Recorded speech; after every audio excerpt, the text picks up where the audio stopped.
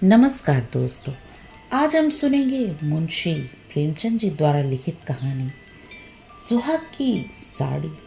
तो ये कहानी शुरू करते हैं। ये कहना भूल है कि दाम्पत्य सुख के लिए स्त्री पुरुष के स्वभाव में मेल होना आवश्यक है। श्रीमती गौरा और श्रीमान कुंवर रतन सिंह में कोई बात न मिलती थी। गौरा उदार थी, रतन सिंह कौड़ी कौड़ी को दांतों से पकड़ते थे। वो हंसमुख थी, रतन सिंह चिंतनशील थे। वो कुल मर्यादा पर जान देती थी, रतन सिंह इसे आडंबर समझते थे। उनके सामाजिक व्यवहार और विचार में भी घोर अंतर था। यहाँ उदारता की बाजी रतन सिंह के हाथ थी। गौरा को सहबोध से आपत्ति थी, विधवा विवाह से घृणा और अछूतों के प्रश्न से विरोध। रतन सिंह इन सभी व्यवस्थाओं के अनुमोदक थे। राजनीतिक विषयों में यह विभिन्नता और भी जटिल थी। गौरा वर्तमान स्थिति को अमर, अटल, अपरिहार्य समझती थी। इसलिए वह नरम गरम कांग्रेस, स्वराज, होम रूल सभी से विरक्त थी। कहती, ये मुट्ठी भर पढ़े लिखे आदमी क्या बना लेंगे, जने कहीं भाड़ फोड़ सकते हैं। रतन सिंह पक्के आशावादी थे। राजनीति सभा की पहली पंक्तियों में बैठने वाले, कर्म क्षेत्र में सबसे पहले कदम उठाने वाले, स्वदेश व्रतधारी और बहिष्कार के पूरे अनुयायी। इतनी विषमताओं पर भी उनका दाम्पत्य जीवन सुखमय था। कभी कभी उनमें मतभेद अवश्य हो जाता था, पर वे समीर के झोंके थे जो स्थिर जल को हल्की हल्की लहरों से आभूषित कर देते हैं। वे प्रचंड झोंके नहीं जिनसे सागर विप्लव क्षेत्र बन जाता है। थोड़ी सी सदिच्छा सारी विषमताओं और मतभेदों का प्रतिकार कर देती थी। विदेशी कपड़ों की होलियां जलाई जा रही थी। स्वयं सेवकों के जत्थे भिखारियों की भांति द्वारों पर खड़े होकर विलायती कपड़ों की भिक्षा मांगते थे, और कदाचित ही कोई द्वार था जहां उन्हें निराश होना पड़ता हो। खद्दर और गाढ़े के दिन फिर गए थे। नैन सुख नैन दुख, मलमल मनमल और तनजेब तनवेद हो गए थे। रतन सिंह ने आकर गौरा से कहा, लाओ अब सब विदेशी कपड़े संदूक से निकाल दो, दे दूं। गौरा, अरे तो इसी घड़ी कोई साइट निकली जाती है, फिर कभी दे देना। रतन, वाह, लोग द्वार पर खड़े कोलाहल मचा रहे हैं और तुम कहती हो फिर कभी दे देना। गौरा, तो यह कुंजी लो, निकाल कर दे दो। मगर यह सब है लड़कों का खेल। घर फूंकने से स्वराज न कभी मिला है न मिलेगा।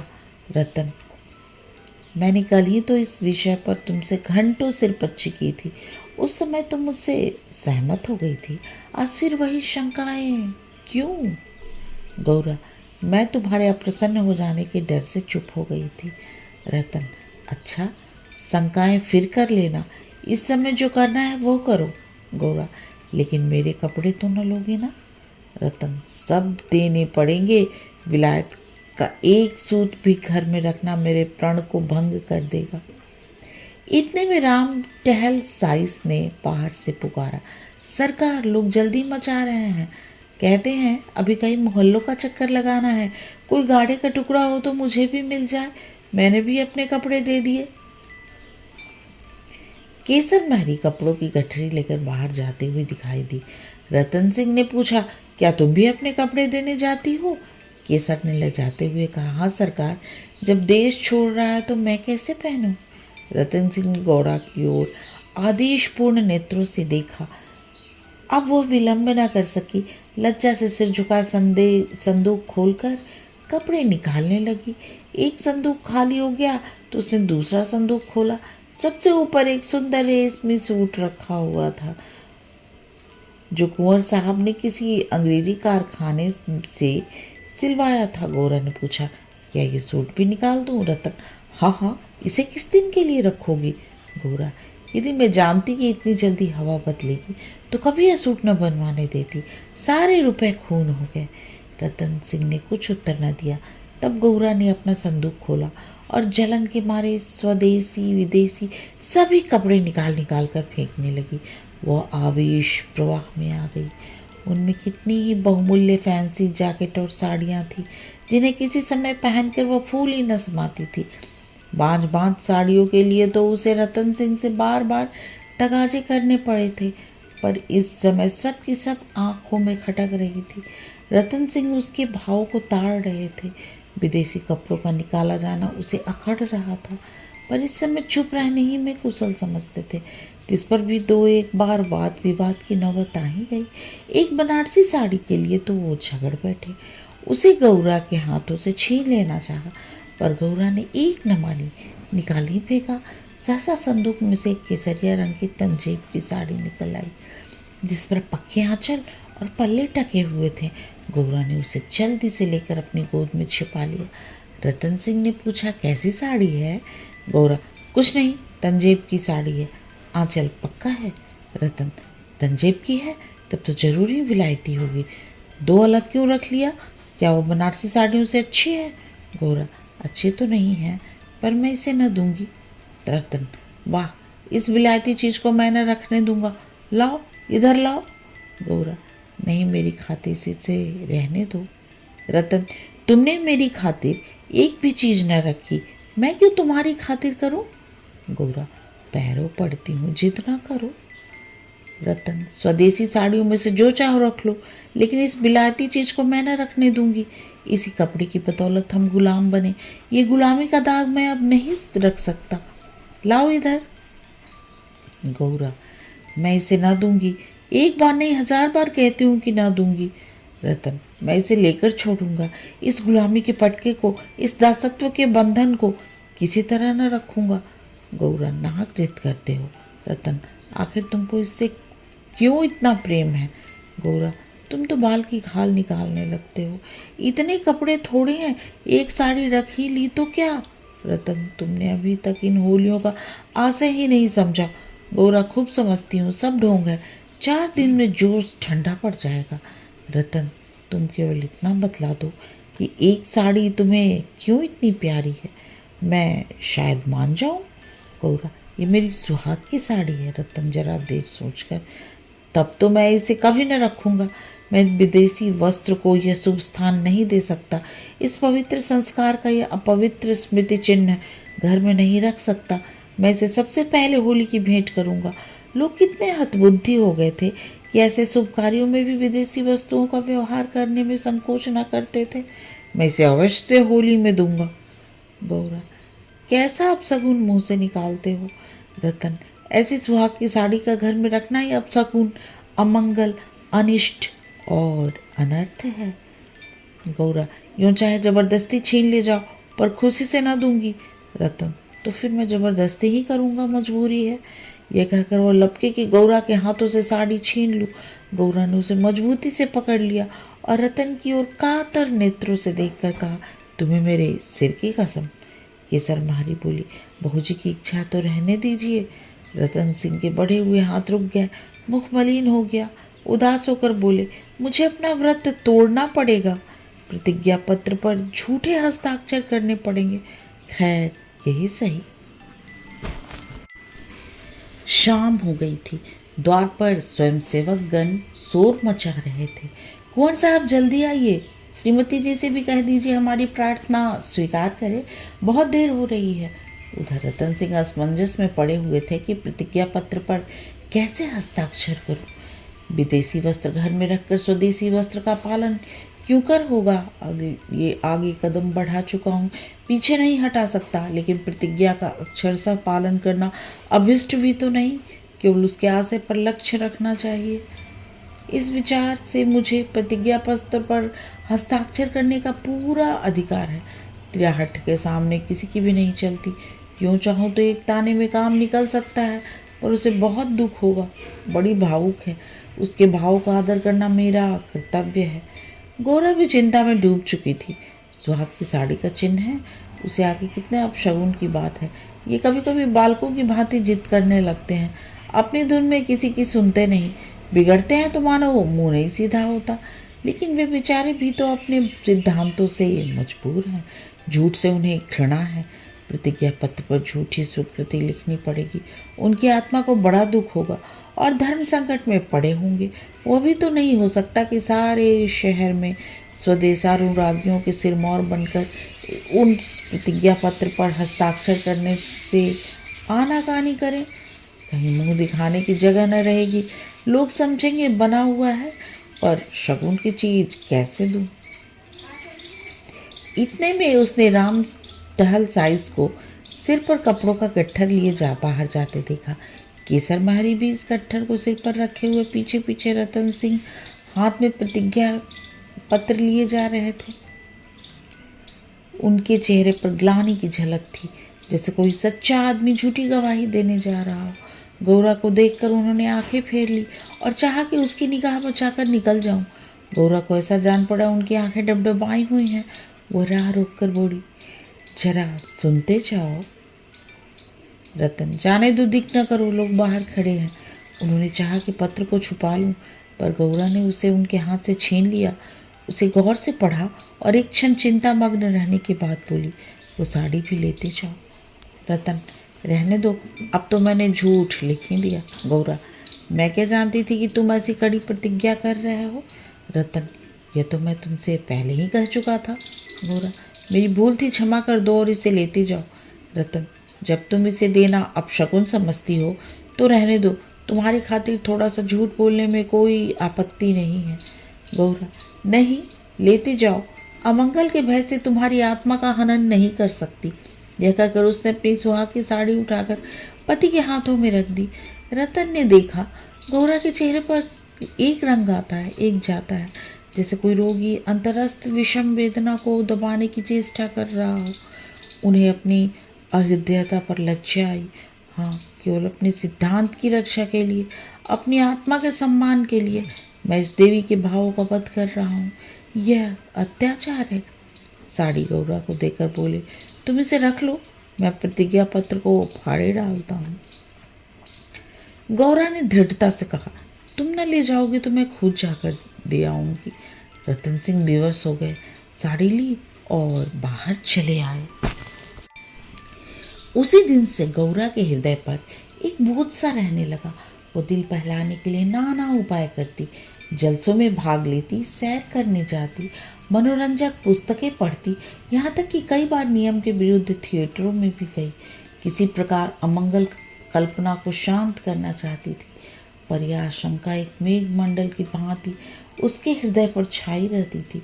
जब पूरा 1 महीना गुजर गया और उसकी मानसिक वेदना दिनों दिन बढ़ती ही गई, तो कुंवर साहब ने उसे कुछ दिनों के लिए अपने इलाके पर ले जाने का निश्चय किया।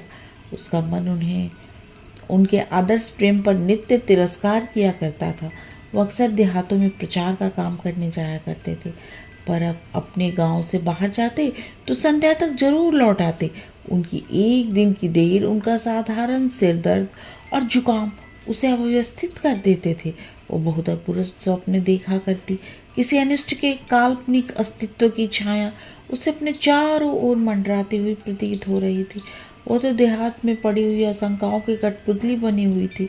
इधर उसकी सुहाग की साड़ी स्वदेशी प्रेम की वेदी पर भस्म होकर ऋषि प्रदायिनी भभूत बनी हुई थी। दूसरे दिन के अंत में रतन सिंह उसे लेकर लौट आए। गौरा को वापस शायद 3-4 दिन हो चुके थे। अब असबाब को संभालने और नियत स्थान पर रखने में इतनी व्यस्त रही कि घर से बाहर न निकल सकी थी। कारण यह था कि केसर महरी उसके जाने के दूसरे ही दिन काम छोड़कर चली गई थी। अभी दूसरी चतुर महरी मिली न थी। कुंवर साहब का साइस रामटहल भी छोड़ गया था। बेचारे कोचवान को साइस का भी काम करना पड़ता था। संध्या का समय था। गौरा बरामदे में बैठी आकाश की ओर टकटकी लगाए देख रही थी। चिंताग्रस्त प्राणियों का एकमात्र यही अवलंब है। सहसा रतन सिंह ने आकर कहा, चलो आज तुम्हें स्वदेशी बाजार की सैर करा लावें। ये मेरा ही प्रस्ताव था, पर 4 दिन यहाँ आए हो गए, इधर जाने का अवकाश ही न मिला। गोरा, मेरा तो जाने का जी ही नहीं चाहता, यहीं बैठकर कुछ बातें करो। रतन सिंह, नहीं, चलो, देखा में 1 घंटे में लौट आएंगे। अंत में गौरा राजी हो गई। इधर महीनों से वह बाहर न निकली थी। आज उसे चारों तरफ एक विचित्र शोभा दिखाई दी। बाजार का भी इतनी रौनक पर न था। वो स्वदेशी बाजार में पहुंची तो जुलाहे और कोरियों को अपनी अपनी दुकानें सजाए बैठा देखा। सहसा एक वृद्ध कोरी ने आकर रतन सिंह को सलाम किया। रतन सिंह चौंक कर बोले, रामटहल तुम अब कहाँ हो? रामटहल का चेहरा श्री संपन्न था। उसके अंग अंग से आत्मसम्मान की आभा झलक रही थी, आंखों में गौरव ज्योति थी। रतन सिंह को कभी अनुमान न हुआ था कि असफल साफ करने वाला बूढ़ा रामटहल इतना सौम्य, इतना भद्र पुरुष है। वो बोले, सरकार अब तो अपना कारोबार करता हूँ। जब से आपकी गुलामी छोड़ी तब से अपने काम में लग गया। आप लोगों की निगाह हम गरीबों पर हो गई, ये हमारा भी गुजर हो रहा है। नहीं तो आप जानते ही हैं कि किस हालत में पड़ा हुआ था। जात का कोई मुँह पर पापी पेट के लिए चमार बन गया था। रतन, तो भाई अब मुँह मीठा कराओ। ये बाजार लगाने की मेरी ही सलाह थी, बिक्री तो अच्छी होती है ना? रामटहल, हाँ सरकार, आजकल खूब बिक्री हो रही है, माल हाथों हाथ उठ जाता है। यहाँ बैठते हुए 1 महीना हो गया है, पर आपकी कृपा से लोगों के 4 पैसे थे वो बेबाक हो गए। भगवान की दया से रूखा सूखा भोजन भी दोनों शाम मिल जाता है, और क्या चाहिए? मालकिन की सुहाग की साड़ी का होली में आना कहिए और बाजार का चमकना कहिए। लोगों ने कहा, जब इतने बड़े आदमी होकर ऐसे शकुन की चीज की परवाह नहीं करते तो फिर विदेशी सब कपड़े क्यों रखे? जिस दिन होली जली है उसके 2-3 दिन पहले ही सरकार इलाके पर चले गए थे। इससे पहले ही सरकार कई दिनों तक घर से बहुत कम निकलते थे। मैं तो यही कहूँगा कि ये सारी माया उसी सुहाग की साड़ी की है। इतने में एक अधेड़ स्त्री गौरा के सामने आकर बोली, बहू जी मुझे भूल तो नहीं गई? गौरा ने सिर उठाया तो सामने की सरमड़ी खड़ी थी। वो सुंदर साड़ी पहने हुए थी, हाथ पांव में मामूली गहने भी थे, चेहरा खिला हुआ था। स्वाधीन जीवन का गौरव एक एक भाव से प्रस्फुटित हो रहा था। गौरा ने कहा, इतनी जल्दी भूल जाऊंगी? अब कहाँ हो? हमें लौटने भी न दिया, बीच में ही उड़ भागी। कि सर क्या करूं सरकार, अपना काम चलते देखकर सब्र न हो सका। जब तक रोजगार न चलता था तब तक लाचारी थी। पेट के लिए सेवा टहल, कर्म को कर्म सभी करना पड़ता था। अब काम आप लोगों की दया से चलने लगा है। हमारे भी दिन लौटे हैं, अब दूसरा काम नहीं किया जाता। अगर बाजार का यही रंग रहा तो अपनी कमाई खाए न चुकेगी। ये सब आपकी साड़ी की महिमा है। इसकी बदौलत हम गरीबों के कितने ही घर बस गए। 1 महीना पहले इन दुकान वालों में से किसी को रोटियों का ठिकाना न था। कोई साई सी करता था, कोई तान से बजाता था, यहाँ तक कि कई आदमी मेहतर का काम करते थे, कितने ही भीख मांगते थे। अब सब अपने धंधे में लग गए हैं। सच पूछो तो तुम्हारी सुहाग की साड़ी हमें सुहागिन बना गई, नहीं तो हम सुहागिन होते हुए भी विधवा ही थी। सैकड़ों जमाने से नित्य ही दुआ निकलती है, आपका सुहाग अमर हो। आपने हमें सुहाग दान दिया। रतन सिंह एक दुकान पर बैठकर कुछ कपड़े देखने लगे। गौरा का भाव हृदय आनंद से पुलकित हो रहा था। उसकी सारी अमंगल कल्पनाएं स्वप्नवत विच्छिन्न हो गई थी। आंखें सजल हो गई थी और सुहाग की देवी अंशुर सिंचित नेत्रों के से सामने खड़ी आंचल फैलाकर उसे आशीर्वाद दे रही थी। उसने रतन सिंह को भक्तिपूर्ण आंखों से देखकर कहा, मेरे लिए तो एक साड़ी ले लो। जब गौरा यहाँ से चली तो सड़क की बिजलियां जल चुकी थीं। सड़कों पर खूब प्रकाश था। उसका हृदय भी आनंद के प्रकाश से जगमगा रहा था।